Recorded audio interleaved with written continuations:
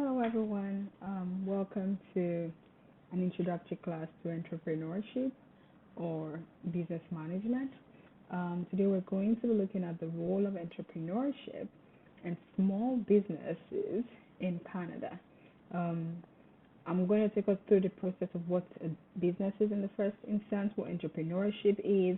We're going to try to understand why it's so important for any government or any country to focus on entrepreneurship and small businesses. We're going to look at the characteristics of an entrepreneur, a successful entrepreneur as is. We're going to look at how you're able to discover or at least find ideas to start entrepreneurship or start a small business. Now, everything we're going to talk about over the next few minutes are more introductory. So as we go ahead over the next few weeks or over the next few classes, we're able to go into more details on every single thing that we'll talk about. So let's start with it. When we think about an entrepreneur, one reason that a lot of people would say, oh, hey, I want to be an entrepreneur, is because they think about entrepreneurs as the most successful people. So let's think about the richest people that we know in the world. At the moment, Elon Musk just became one of the richest, became the number one richest person before the stock market crashed a little bit, and then someone else took over. So when we think about Elon Musk, we'll think about every other entrepreneur that we know. We always think and associate them with success. And so the assumption is for you to be successful in life, you should or you need to be an entrepreneur. While there are a lot of positives and there are negatives to that particular statement, the one I want to pick most of or most from this particular statement is what success is. For a lot of people, success is just being able to spend your life in your own way. And then entrepreneurs are already shown in the economy as people that can do whatever they want to do, whenever they want to, just because, hey, they are their own boss. So really, when a lot of people think of entrepreneurship, they're thinking about entrepreneurship as success, thinking about entrepreneurship as an opportunity or an ability to be able to spend your life in your own way. And while this is really great and really nice, the truth of the matter is entrepreneurship is not as easy as it seems. So while we would see 300 people that were successful as entrepreneurs, there are 1,000,001 others that might not have been so successful, maybe because they didn't put in the right processes that would have helped them to be successful entrepreneurs. So as we keep going, we're going to see what success really means to an entrepreneur, and then how you as a potential entrepreneur or small business owner can shape your business in such a way that you are successful. So let's go into the basics. What is entrepreneurship? So very simple. Entrepreneurship is the process of starting new organizations, generally in response to opportunities. The number one thing I want us to focus on in this particular definition is opportunities. For you to start a business, there needs to be an opportunity. So what is the opportunity that you are starting or you're trying to fill by starting a business? In terms of entrepreneurship, you are always thinking, hey, what do people need? What is that area that there is a gap? What is that area that there's a supply? And based on all of that, you're starting a business, you're being innovative to take advantage of opportunities. So majorly the focus of entrepreneurship or an entrepreneur is to innovate in such a way that he or she is taking advantage of opportunities that are in the system or opportunities that are in the economy. And one key thing about an entrepreneur is he's willing to take a risk when capitalizing on these opportunities. So the truth is, while we can see that, there's a demand for a product or there's a demand for a service and people are not, or no other person is filling that market, you are still going to take a risk. Because sometimes some people are quitting their jobs to start a business. Sometimes some people are working extra hours to start a business. Sometimes they are putting out their whole savings to start a business. So when we think about entrepreneurship, the key angle is opportunities. We're trying to take advantage of opportunities by taking a risk and thinking, how can I ensure that I'm meeting the demand of individuals or people within the society? Why do we study entrepreneurship?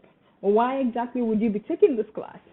I think for me, one of the major things I think about is there's a high move in our society from being a regular employee to being an entrepreneur. So a lot of us here are taking this class because we want to understand what it means to start a business. We know that in the economy that we are right now, having a job might not be sufficient. And even if you have a job, even if you have a regular 9 to 5, the truth of the matter is people are looking for employees that have an entrepreneurial background. Managers are looking for employees that can actually think out of the box and think and own the business or own their unit as if they are entrepreneurs. So when we think about entrepreneurial management, we're not just studying it because we want to start a business. You could want to work in an organization, but you want to gain more critical thinking and problem-solving skills.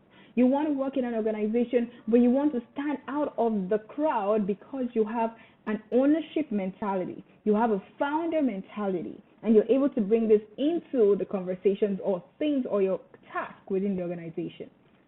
Also, right now, especially in the world we are in, you realize that there's a move from employing people full time. And so, for example, if you're in the TV and production unit, if you are a radio and broadcasting employee, or if you work in, let's say, in the commercial field, you work in marketing, you work in IT, you work in tech, most times the businesses have moved from actually hiring employees to outsourcing most of the tasks to subcontractors. And so if you're going to be a subcontractor, if you're going to be working with an organization just as a contractor, you want to understand how to start a business. You want to understand the basic fundamentals within business management. You want to know how you can manage your resources to ensure that you're as effective as possible. And most importantly, chances of you working in a small business is really high because the larger percentage of businesses in every country, Canada inclusive, 99% of businesses in Canada are considered to be small or medium. So if you're going to work in these organizations that have, most of their tasks aligned with the small business management, it's a great idea for you to actually understand entrepreneurial management. Okay, so we now understand what entrepreneurship is. Just like I said earlier, the context of entrepreneurship within the area that we are in right now, or within the world that we are in now, is there's so many changes happening. There's a change in work situations. Most of us are working from home at the moment. Most of us would probably keep working from home for a very long time. Most of us are working with people from different countries, from different continents, and it becomes very important for us to have some level of ownership over our jobs. So assuming you still want to work within the organization, you want to be an employee, you realize that the dynamic environment that we are in now, the dynamic business environment, means that everyone is looking for ways to change and adapt their organizations and to take on new opportunities. So we're hearing things like, follow your passion. Whatever your passion is, let's make a business out of it. Organizations are also thinking about how they can create systems where entrepreneurs or intrapreneurs, which we'll talk about as we keep going forward, can survive and bring new opportunities to the business. So again, what we're saying is entrepreneurship, or at least understanding the basics of business management, is very key to today's business environment. So now let's go into other core definitions. So we've talked about small businesses, because usually if you're an entrepreneur, you're starting off with a small business. And now the question is, how then do we really define what a small business is? Ideally, there's no one definition. So a business that is in retail, that is defined as a small business, might not meet the same criteria that a consulting business would meet. So what happens is, in defining small businesses, there are several criteria that we look at. So for example, we look at the number of employees. If it's in a manufacturing industry where there's a high number of employees that are needed, if you have less than 100 employees, then you are deemed to be a small business. However, in non-manufacturing, where it's more of brain power and it's not based on the numbers of employees, if you have less than 50 employees, then you're seen to be a small business. So that's one way of classifying small businesses. Also based on total revenue, based on profit. So it depends on the size of your organization. Once you start making a profit of over $300,000, chances are you've crossed the line from being a small business to being more of a medium enterprise. Then the same thing with management ownership structure. So based on your ownership structure, if it's a one-man business, if it's a sole proprietorship, most likely you're a small business. when you start having a proper system within the organization, where you're your CEO and you have board of directors, etc. If it's a corporation, most likely you're no longer a small business and then more of a medium enterprise. So management ownership structure is another way that we're able to define what a small business is. So just as a recap, there's really no one definition. We just look at several criteria: number of employees, your revenue, your profit. Is it a sole proprietorship? Is it a partnership? Is it a corporation? Based on all of this information, we can easily classify, well, not so easily, but we can classify if it is a small business or not. All right. Now the question is, I know earlier on I had said that entrepreneurship is really great for the economy, but beyond being great for the economy, how exactly are entrepreneurial ventures adding value to the economy is the question. So with entrepreneurial ventures, they add value to the economy by being creative, by creating disruption, and by being entrepreneurially alert. So what exactly is creative destruction? Sometimes we say creative destruction is the value that is added by a disruptive innovation that destroys how things were done before. So when we think about entrepreneurship, most times entrepreneurs come from a place of, oh, there's been a problem in the society and we don't have a solution. And so they go back and make some changes and fix certain things and walk around different areas and see different capacities and lead to something that is different, that changes the way we did things or the way we do things. So let's think about movies. There was a time that for you to watch a movie, all you needed to do was, go into the Blockbuster. I know most of us went to Blockbusters. Go into the Blockbuster, look for the movie that you want to watch, and then pick it and go back home, and then you enjoy your movie. Now, that seemed all great and nice to a lot of people, but over the years, someone thought about it and said, that might not be so smart. What happens with getting a Blockbuster? You pick a movie or you pick 3 different movies. When you get home, if you don't like those 3 movies, unfortunately, you're stuck with those movies. And so because of that, there was a disruptive innovation. What if these movies can be online? What if you don't have to insert a DVD into your player for you to watch it? What if you can select, keep scrolling between several movies and pick the one that you want? So what has happened is we have moved from the way we used to do things before and created a new way, which is a disruptive innovation, and created new things that are better for the economy. So now think about most of the value that we've gotten from, just being able to watch TV online, being able to watch shows online, being able to watch everything that you want online. Think about all the ads that are placed online through all of these platforms that we use to watch movies. And then think about even you as an individual, how much enjoyable it is for you to watch Netflix or watch it on YouTube or watch it on Disney Plus or watch it on Apple TV compared to having to go into the store to get a Blockbuster. So now you can say from your own seat, which can be 10 miles away from your TV, you can just change the movie to another one. Oh, I'm not enjoying this movie, and you change to a different one. When it was with Blockbuster, chances of you being able to do that is very slim. You have to stand up, drop your popcorn, drop your food, go in, change it, and then come back again. So with entrepreneurship, we've added more value to the economy, brought in more businesses, brought in more competition, and that has obviously added to the GDP of every nation and added to the general value within the economy. And in a lot of times when we think about being entrepreneurially alert, we're saying that we're looking for imbalances or we're looking for gaps in a market. So what are the areas that are not exactly demand equal to supply? And then how can we ensure that we're bringing as much value as possible? Now, still aligned with the context of entrepreneurship, just like I said earlier, we're always looking for opportunities, and then based on the opportunities, creating a solution or being innovative to ensure you meet the needs of people. So in terms of opportunities, there are 3 different angles to it. So opportunities can either be recognized, or it could be discovered, or it could be created. If opportunity is recognized, what that means is there is the opportunity. So opportunity recognition is there's been the opportunity. It's not new. What you're bringing as an entrepreneur, the business is not a new one. There's been the supply and there's been the demand. So with supply, there's a lot of people that are already supplying that market. There's also a lot of people that need that particular product. So nothing you're bringing is new. But you all just realize that there is still an imbalance in this market that is already established. So let's think about the food industry. So we can see sushi here. There are 1,000,001 sushi bars. There are 1,000,001 restaurants. Yet, Somebody's still going to open a restaurant sometime in the future, at least pre-COVID. The idea is there's already a demand. We already know that, oh, people are looking for sushi joints or sushi bars. We already know that there are businesses that are already offering this product.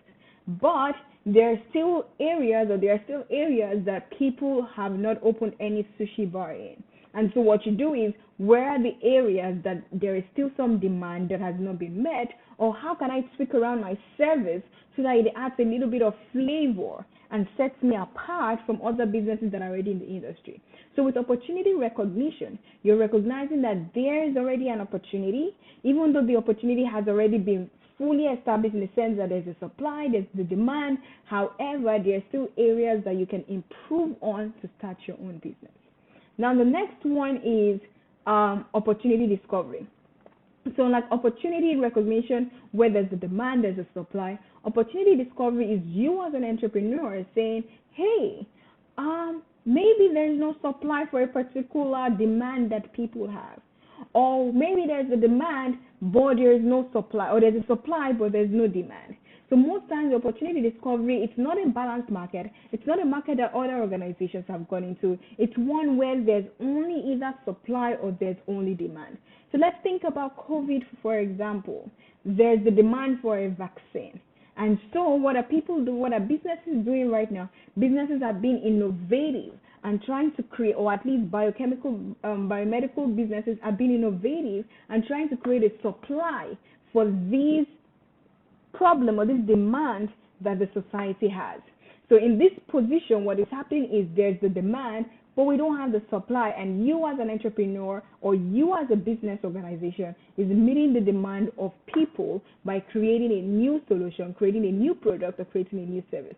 So when we think of opportunity discovery, there are more chances of you making more money in this angle, because ideally people actually want to pay money for the service, but they just haven't found any business or anyone that is willing to provide this service to them.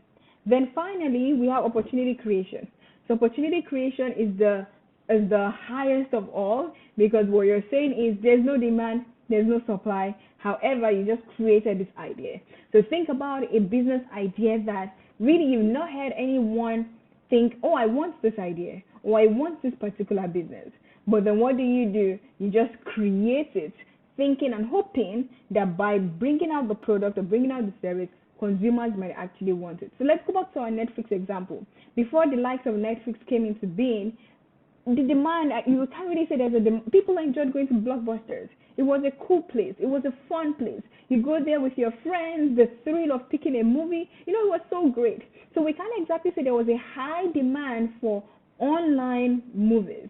But Netflix and the likes decided, hey, you know what? Let's create something. So somebody probably just thought, imagine if we didn't have to go into the store to get our movies. Imagine if by sitting at home we can determine what movie that we want. And then you realize that when you bring out the product, people start hearing, oh, there are things like Netflix. Oh, there are businesses like this. Oh, you can actually get this at home. I had no idea. You didn't even know you had that need in the first place. But because you can see that there's a supply for it, you are eager and willing to actually pay and part away with your money for that. So those are the three ways that opportunities are found as an entrepreneur, and if you want to start a business, these are the key things you'd always look into. As we keep going through this particular program and this course, you'd see key ways in which we can actually design these opportunities, key ways in which you can actually test the markets to be sure there is a demand for it, etc. Now let's go on to some other information. So as for now understanding what entrepreneurship is, understanding how opportunities are created within entrepreneurship, I want us to just have a quick overview of what the role small businesses play in Canada. So like I said earlier, a high percentage of businesses in Canada are small businesses. So 99.8% of businesses in Canada are small businesses or small or medium enterprises. And most of them have less than 500 employees. Now, when you think about that, we'll also note that 98.1% of all the businesses operating in Canada employ fewer than 100 employees, while 75% of all businesses have fewer than 10 employees. So this is aligned to the first statistics. out of this 99.8% of businesses that are in Canada that are small or medium enterprises, most of Canadians' employment come from these businesses. So the first 98.1 are doing about 100 employees, then the other rest have less than 10 employees. So that means that most people employed in Canada are actually employed by small businesses. And so that gives us 48% of our labor force is employed in small businesses, which is over 5 million people in Canada. And again, back to statistics, 30% of the GDP in Canada is actually given or provided by small businesses. So now if we think through all of this, think about the fact that a high percentage of businesses in Canada are small businesses. Think about the fact that most employment in Canada is done by small businesses. Think about the fact that a whole 30% of the GDP, Canada's GDP, is provided by small businesses. What that means is Canada is grown like many other countries based on the hard work of small businesses. And so because of that, there's a lot of opportunities that the government will put in place for small businesses and contractors to actually access, because when these businesses grow, the economy itself can grow. And so that means that if you are thinking of being an entrepreneur, if you're thinking of starting a business right now, there's so many opportunities that you can access because the government has put into place so many things that can help you to grow a business that actually would survive and go through times and be more productive. So now let's think about the advantages of small business ownership. Like I said in the first slide, most times we ask people, what does success mean to you? Success means being an entrepreneur, because we believe that you have some level of independence, which is good. So you don't have anyone telling you what to do, when to do it. You can determine how much you make or how much you lose. You have more personal contact with people. So if you're looking to create relationships, as a small business owner, you have to create relationships with people. You have to be able to sell your product. You have to connect with people. If you want them to be a part of your business, if you want someone to invest in your business, you have to have that interpersonal relationship or interpersonal skill. That aligns back to skill development. As a small business owner, a good advantage to you is you're going to learn a lot of skills. You're going to learn interpersonal skills. You're going to learn time management skills. You're going to learn financial skills. You're going to learn marketing skills. There's so many skills you have to learn for you to be able to grow your enterprise. And then also there's a potential for financial rewards. So a lot of people will think for you to be rich, chances are you need to have a business, and it doesn't exactly come from working as an employee. So potential financial rewards, because to an extent you have a control over how much you make.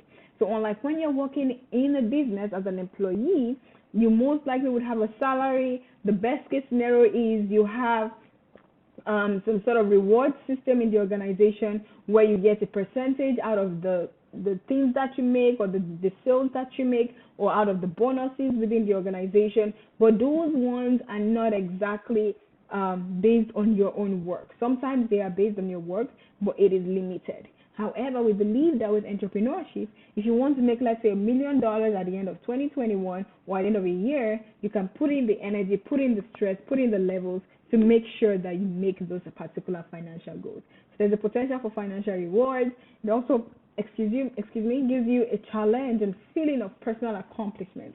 So most times when you're an entrepreneur, just the fact that you've started a business, you've grown a business, you might not be doing so great, but you actually were able to create something that gives a lot of people some level of personal accomplishment. Some people just prefer owning a business compared to traditional employment. There's a thrill of it. People that are risk takers, there's that thrill of doing something that is so great, and they enjoy the entire experience. And also you have some conversation. So when you're having conversations, just say, oh, well, I have this particular business that I started that does this, that does that. We grew from 1 employee, now we have 5 employees. We make a revenue of XYZ. Just that personal thrill is something that a lot of people also will look out for. Now, on the other side, while it looks like it's all great and dandy, there are also disadvantages to small business ownership. So the first thing is risk. There's a potential for your business to fail.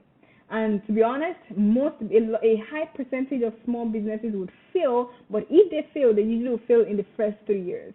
So a lot of times You might think this is a great idea, but unfortunately, people don't think it's a great idea. You might think that you have all your processes right, but unfortunately, some processes might not 100% be right.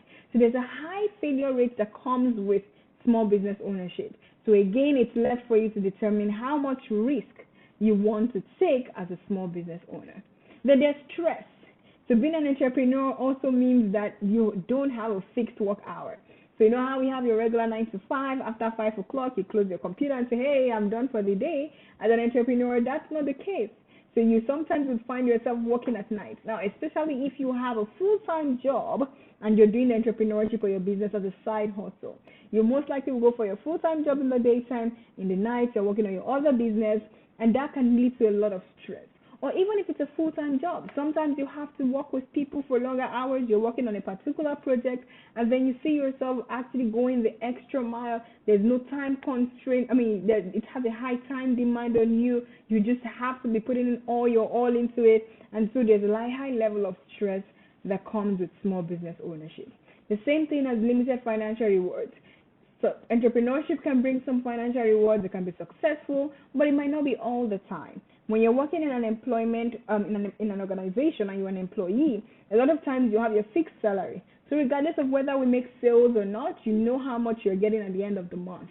However, with entrepreneurship, especially at the beginning when you haven't started paying yourself a fixed salary, it varies. So you might have a month where you make $1 million and have another month where you're on the negative. And so it seems like there's a lot of financial rewards, but sometimes it might actually be a little bit dwindled. The same thing as you need a lot of abilities and skills. So you are the financial person in your business, maybe you are the marketer, you are the tech guy, you are the operations guy, you are the people person, so you're hiring and firing, you're doing a lot of things, your strategy as well. So what is happening is you're going to have a lot of skill sets that you need to run a business. Even if you hire others to fulfill all those roles, you still have to probably do some sort of management. And as a manager, you need to understand all the skill sets that are needed for every single role that you are managing or that your employees have. And so you need to have many skills and many abilities. Also, there's the people conflict. As a manager, whether you're at your own business or you're working for someone else, you're going to work with people. Not everyone would agree with the exact same things that you agree on. And when things like that arise, how exactly do you deal with them? Sometimes it is tiring, but as an entrepreneur, these are things that you would have to face. All right? So now, having understood all of that, why is entrepreneurship important to the society? So we looked at the advantages of entrepreneurship to the business owner, to the entrepreneur, now to the society. This aligns with the relationship between entrepreneurship and the society. Key things: innovation. Smaller businesses tend to actually generate more innovation than big organizations. What happens is very large organizations have created a system, they already have a product, they already have their processes. So opportunities to tweak things around and to create change is a little bit more difficult with bigger organizations. But with smaller firms, they are still new, they don't have a strong culture yet, so there's that opportunity to innovate every single time, to create new ideas because they're still trying to find their bearing, which is has a lot of advantage to the society. Same as job creations, like we saw earlier, about 48% of the jobs in Canada, for example, are created by small businesses. So if that is the case, small businesses actually lead to a high level of jobs or job creation for the economy, and so that is an advantage to society. And in times like recessions, the long times that we are in, especially now with COVID and everything, you realize that smaller businesses still have the potential, because they don't have so much cost, they still have the potential to still stay in business, even though it might be risky, they might close, but they have the opportunity to still hire compared to larger organizations, which usually would downsize during recessions and economic downturns. Same as social contributions. For small businesses, a lot of times they have more interest in the communities. So if your business, for example, is in Burnaby, in Vancouver, chances are the owner lives in Burnaby, was born in Burnaby, the person's kids go to school in Burnaby, they have a lot of ties in Burnaby, and so they are more particular about the community in Burnaby rather than anything else. This is different from multinational organizations. a lot of multinational organizations' employees come from different places to work in the headquarters. So you have people in the Vancouver office, for example, that technically their whole family is in another country. So that relationship with the community is not so great. However, with smaller businesses, because there's that relationship with the community, they're more interested in creating a positive impact on the community. And then finally, the advantage is it just provides opportunities for people to, have good talent, have good skills, have good interests, and then a lot of times this is aligned with what startups have, and that is great for the society because you're having a higher human capital within that particular society. So now, having understood the basics of entrepreneurship, the advantages, the disadvantages, the advantage to the society, the next question, which we should have answered earlier, is who then are entrepreneurs? So entrepreneurs, in simplest terms, are those that are driving the change, those that are pushing or behind the business, those that coordinate all the activities, the resources, and the people that are needed to get the business off the ground. And then the key thing that you realize is entrepreneurs have diverse personalities. So we don't have one clear definition of, if you're an entrepreneur, you have to be this, you have to be that. Yes, in the past, we tried to define how entrepreneurs should be, but the truth is there's so much diversity to personalities and temperaments that you need as an entrepreneur. So we can't define an entrepreneur as this person. However, we can say that as long as you have all the skill sets, the knowledge, the resources to push a business, to push the activities of a business, to manage people, then you can be defined as an entrepreneur. And so in terms of demographic characteristics, just to show you how diverse the entrepreneurship field is, we have a high percentage of entrepreneurs that are parents that own a business. We have a high percentage of entrepreneurs that are university or college educated. A lot of them are immigrants as well. Some of them are owned by people that are over 50 years old. So maybe they decided that, hey, you know what? I've finished working for this organization for many years. I would like to retire, but I don't want to do nothing, so I'm going to start my business. So there's so much differences in the demography of entrepreneurs. You have the younger ones, you have the older ones, you have the immigrants, you have the domestic people. There's so many people, and so we cannot exactly say as an entrepreneur, you have to fit into a specific box. And based on that, what are the characteristics required? So even though there is no specific demography, there are characteristics that you will need to be successful. So for example, you have to have a high level of achievement orientation. You want to achieve things. You must be a risk taker. You must be independent. You must have self-confidence. Self-confidence is so important because sometimes people don't understand your idea. Sometimes people don't understand your goals. They don't understand what you're trying to do. And so they will tell you a lot of times that, this doesn't work. This would not work. This makes no sense. And when all of these things are said, the question is, do you shy back? Do you withdraw? Do you say, no, I'm going to fail. I cannot be an entrepreneur? No, you can't. So entrepreneurs have to have self-confidence, self-assurance. They have to be innovative because the whole idea of being an entrepreneur is saying that you're bringing ideas from outside or you're creating solutions that most likely do not exist. You have to have strong verbal and numerical skills because you're going to do a lot of talking. You have to show your numbers. You have to be able to sell your product. You have to solve problems. You must be very strategic. So you are thinking long term for your business. So that means you must be quite strategic in defining your goals, and then you must persevere. Entrepreneurship doesn't happen in one day. You don't get all your results in a day. So you need to keep pushing and pushing till you finally get there. Now, another type of entrepreneurs that we don't really talk about so much, or before we even used to talk about, are who we call social entrepreneurs. So social entrepreneurs are just the same as the entrepreneurs we've defined earlier, but for them, the purpose of their business is to meet social needs or to address social issues within their community. So usually it's more of a non-for-profit, but these days we'll have more going to social enterprises, which is a merge between non-for-profit and for-profit. So the whole goal of the business is not just innovation to produce money or to bring a profit, but innovation to solve societal issues. So for example, a recycling company or a company that is producing, making food for the less privileged, or a company that is focused on helping farmers that are not able to solve their demand needs. all these organizations that are focused more on the social good, they are the ones that are social enterprises. And so the managers of these organizations, or the people behind them, are called social entrepreneurs. And just aligned with that, we also have what we call intrapreneurship. So intrapreneurship, remember I said earlier, you don't have to study entrepreneurial management because you want to own a business. You might study this just because you want to work in an organization. But because the workforce is more competitive, you have to be able to show certain skill sets that entrepreneurs have. And when you're working within an organization, but you have the mindset of an entrepreneur, of a manager, as a risk taker, you really are practicing what we call intrapreneurship. Based on that, I just have a few things I want us to quickly go through. So how do you define, or how do we say you are an entrepreneur and you're successful?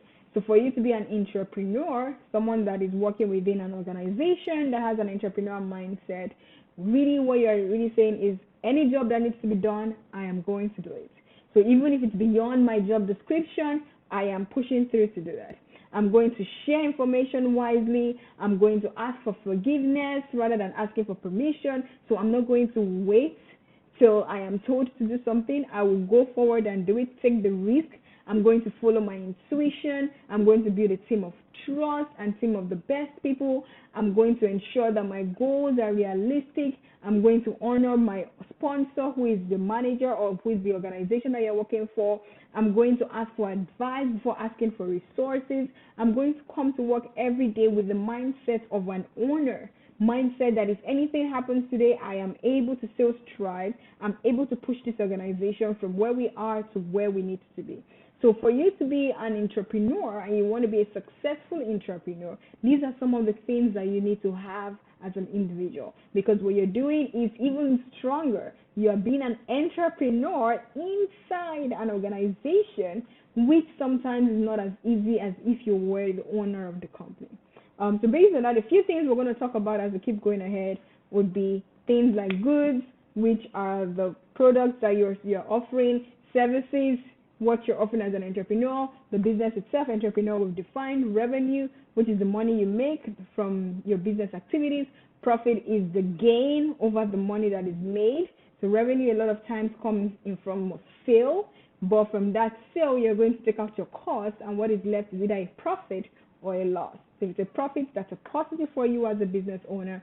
If it's a loss, that's a negative. Risk, that is going out of your comfort zone, ensuring that it is calculated. And most importantly, stakeholders. So over the next few conversations, we're going to be looking at who are your stakeholders. These are people that have some sort of interest in your organization, whether for the positive or for the negative. So examples would be your shareholders, the banks, the media, your suppliers, the government, your employees, your retailers, environmentalists, the community, your customers. These are all typical stakeholders within an organization. So we're going to be going through all of this in more details, but as we move on from here, key things I want you to remember is, as an entrepreneur, you are really creating solutions where there are no solutions. You are either creating opportunities, you're recognizing opportunities, or you're discovering opportunities. And so it's important that you have all the characteristics, which would be, you have to be achievement-oriented. You need to be able to say yes. You need to be able to analyze and explain yourself. You have to have some level of self-confidence, because sometimes things will get difficult, but you need to be able to stand firm for your business to actually run through or move through. So as we move forward, we'll go into details on everything we talked about. This is just a high-level understanding of what entrepreneurial management is, and then how you can start off as an entrepreneur.